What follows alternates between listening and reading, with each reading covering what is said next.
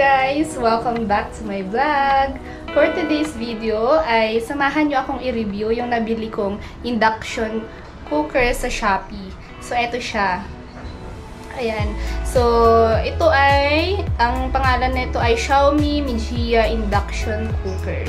So, nabili ko lang ito for 1,262 kasi free yung shipping fee niya, tsaka may Shopee voucher na kaya nakaless ako ng mga 177. So, bale, ang original price niya sa Shopee ay 1,400. Pero naging 1,262 na lang. So, tignan natin kung worth it nga ba yung pagbili ko ng induction cooker na ito. Ayan, samahan niyo akong magluto gamit yung induction cooker na to. Let's go, guys! Ayan, so ito yung induction cooker, guys. Ayan, maganda siya, pabilog. Minimalist design. Ayan, so ito yung saksakan niya. Ayan, so let's try na gamitin. Ayan, so dapat yung mga gagamitin na pangluto ay mga for induction cooker din. Kasi hindi siya kagana kung yung mga ano lang, ordinary na kalan or lutuan. So ayan. So magluluto ako ngayon ng sandwich. Tignan natin kung gaano siya kabilis magluto. So ayan siya, guys. So pipindutin lang dito. Ayan. So, meron siyang na-adjust yung kanyang heat. Ayan. So, nagagamit ko na ito kapag nagpiprito ako kahit hanggang number 3 lang na ilaw. Ayan. Mabilis na yan mag-init. So, yung ilaw niya hanggang 1, 2, 3, 4, 5, 6, 7, 8, 9. Hanggang 9. Pero kung prito, pwede na rin siya hanggang number 3 para hindi masunog yung niluluto.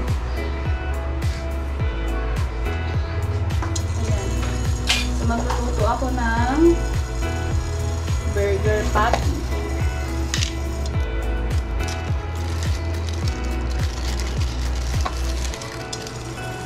Ayan, para maipalaman ako doon sa aking tinapay.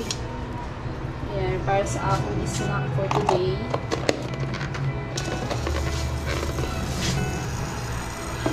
Ayan, tignan natin, guys, kung ilang minutes niya lulutuin itong burger patty.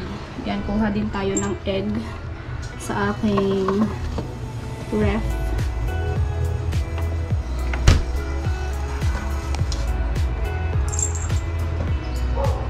Ayan, kung gusto nyo mas napabilis, pwede nyo namang dagdagan yung yung heat niya.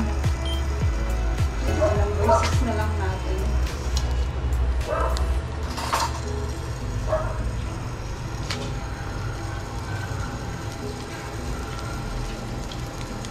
Kutsara na lang yung gagamitin ko muna.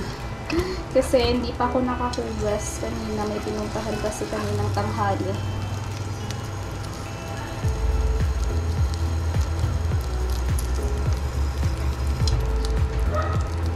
Ayan siya. Mabilis lang mag-init.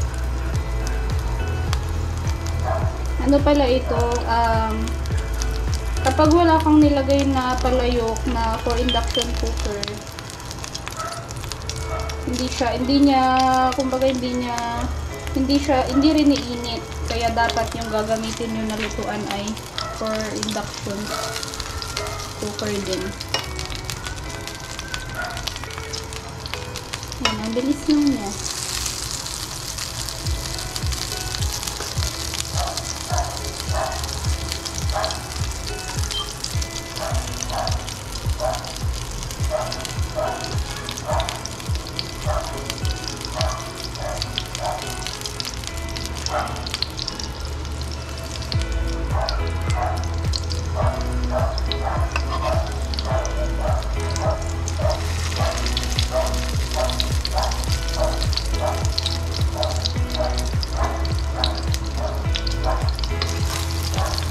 Lulutuin na rin natin yung egg.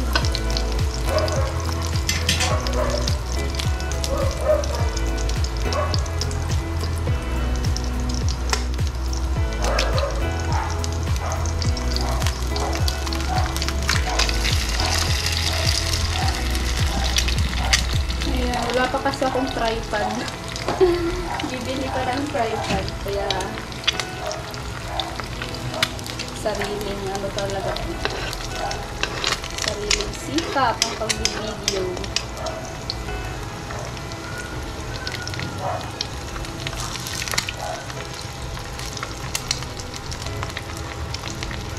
Ayan siya guys, kita nyo naman ilang minutes lang ay luto na kaagad yung ating piniprito.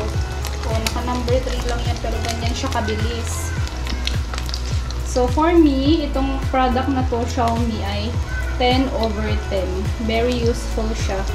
Lalo na sa mga ayaw gumamit ng gasol. So, ito kasi na-adjust yung heat niya. Tapos, parang ano naman siya, pang matagalan na gamitin. And then, sosyalin din tignan. So, yan guys. Thank you for watching my video. Until next video.